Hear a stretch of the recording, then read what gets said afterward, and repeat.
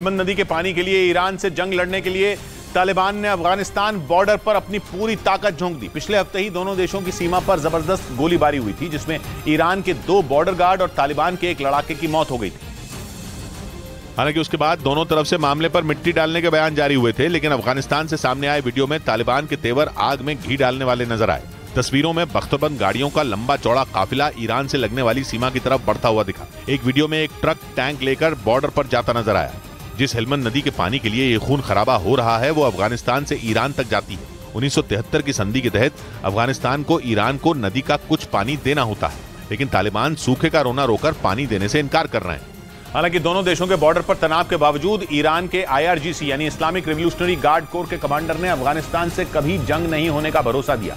27 मई को हेल्मंद नदी के पानी को लेकर ईरान की सेना और तालिबानी लड़ाकों के बीच जोरदार झड़प हुई थी, जिसमें ईरान के 2 सैनिकों और एक तालिबानी लड़ाके की मौत हो गई थी।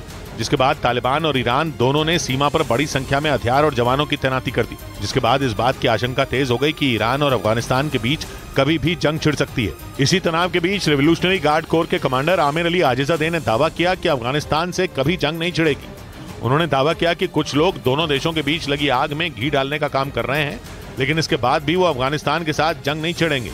उधर यूरोप के देश सर्बिया और कोसोवो के बीच जंग जैसे हालात बनते देख नेटो ने ऐलान किया कि वो कोसोवो में अपने 700 सैनिक बढ़ाएगा। कोसोवो में शांति बनाए रखने के लिए वहां 2 दशकों से नेटो के सैनिक तैनात हैं, जिनसे 2 दिन पहले सर्ब समुदाय के लोग भिड़ गए थे। उस हिंसा में नेटो के 30 सैनिक घायल हो गए थे। इसलिए उस हिंसा से सबक लेते हुए नेटो ने कोसोवो में और 700 सैनिक तैनात करने का फैसला लिया।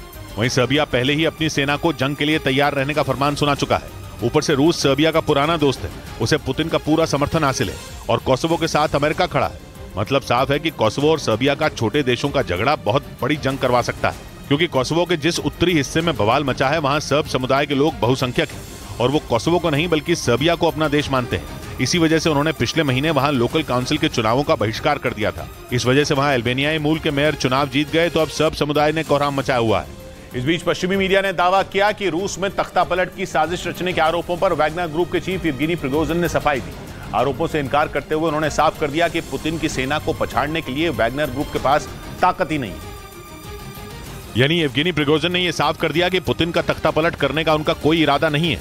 उन्हें यह सफाई इसलिए देनी पड़ी क्योंकि कुछ रोज पहले क्रेमलिन के एक अधिकारी इगर गिर्किन ने आरोप लगाया था कि प्रिगोजिन रूस में तख्तापलट की साजिश रच रहे हैं। पश्चिमी मीडिया का दावा है कि बखमुत में वैगनर ग्रुप के लड़ाकों के मारे जाने के बाद प्रिगोजिन ने पुतिन के खिलाफ मोर्चा खोल दिया था और उनके तेवर देखकर इगर गिर्किन ने आरोप लगाया कि वो रूस में पुतिन को पछाड़ने की तैयारी में है। लेकिन अब पश्चिमी मीडिया का दावा है कि प्रिगोजिन ने तख्तापलट की बात से इनकार कर दिया। हालांकि उन्होंने आरोप लगाया कि रूस के रक्षा मंत्री सेर्गेई शोइगु रूस की सत्ता हथिया सकते हैं। वहीं चेचन कमांडर और पुतिन के वफादार रमजान कादिरोव ने दावा किया कि अब उनके लड़ाके दुगनी ताकत से यूक्रेन की सेना पर हमला बोलेंगे। ये वही कादिरोव हैं जिनके लड़ाकों ने मारियोपोल पर कब्जा करने के लिए वहां तबाही मचा दी थी और करीब 3 महीने चली जंग में उन्होंने यूक्रेन के सैनिकों को घुटनों पर लाकर ही दम लिया था। माना जाता है कि चेचन लड़ाकों की वजह से ही मारियोपोल पर रूस का कब्जा हो पाया था। और अब एक बार फिर कादिरोव ने यह हुंकार भरी है कि उनके लड़ाके दुगनी ताकत से जंग में ज़ेलेंस्की की फौज पर टूटेंगे, क्योंकि उन्हें ऐसा करने की पूरी छूट मिल गई। और कादिरोव के मुताबिक उन्हें यूक्रेन पर ताबड़तोड़ हमले करने का आदेश मिला है। मतलब ये कि आने वाले दिनों में यूक्रेन की सेना की मुसीबत बढ़ने वाली है। पश्चिमी मीडिया का दावा है कि रूस की नजर यूक्रेन के डॉनबास पर टिकी है, जिस पर कब्जा करने के लिए पिछले कई महीनों से वहां जंग छिड़ी हुई है।